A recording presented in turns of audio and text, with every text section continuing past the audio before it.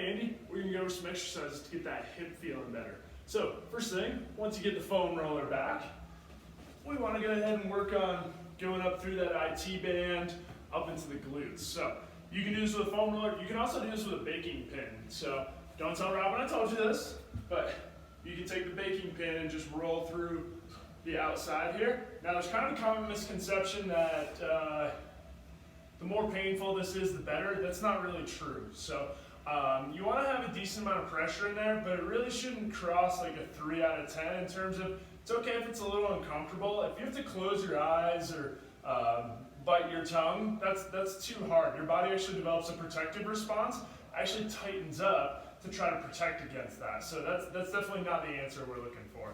Now, once you get the foam roller, what we can do is go on the side here. I like to support with a leg, so you'll have a leg down and an elbow down, so you can take as much pressure off as you need to stay in that little bit of discomfort but not painful range. And what we're going to do is we're going to start right up on the top of the hip bone and then slowly work our way with mini rocks down towards the knee.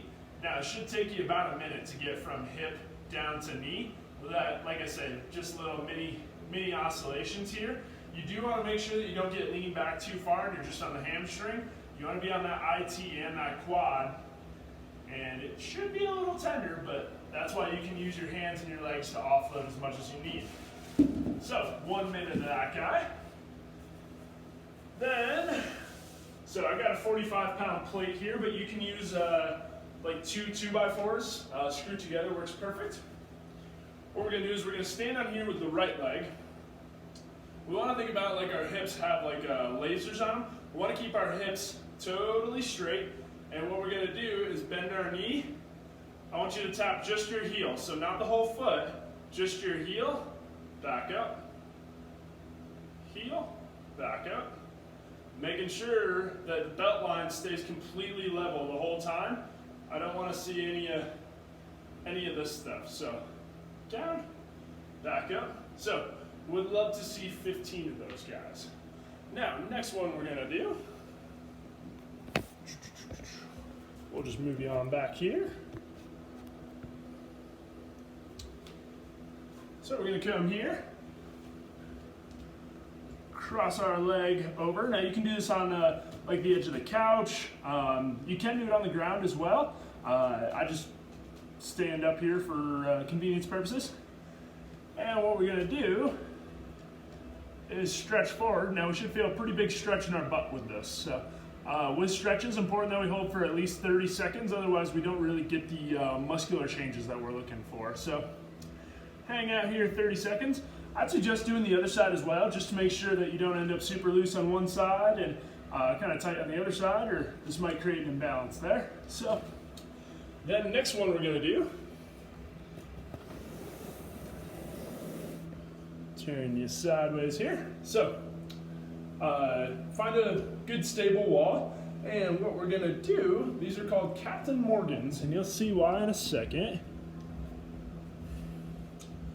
So what we're going to do, we'll take a stance that's about shoulder width apart, perhaps even a smidge wider. Our inside foot should be flush with the wall.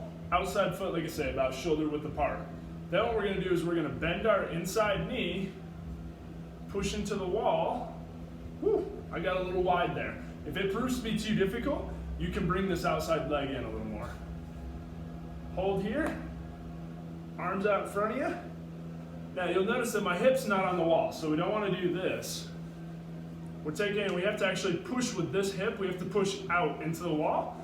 I want a slight bend in the knees, so we shouldn't be up straight. Slight bend in the knees, athletic stance, push out into that wall, and do as good as you can at keeping your torso upright. There's going to be a little bit of a lean just given the setup of this, but try to keep yourself pretty upright. And we're going to hold that for 30 seconds on each side if we can. Now quality is more important than quantity here. So if you find that you have to lean really far outwards, or you have to, you feel yourself wobbling a lot, or you got to straighten that leg out, that's no good. Back it down to 15 to 20 seconds, build your way up to that 30 seconds. Definitely want you to do this on both sides.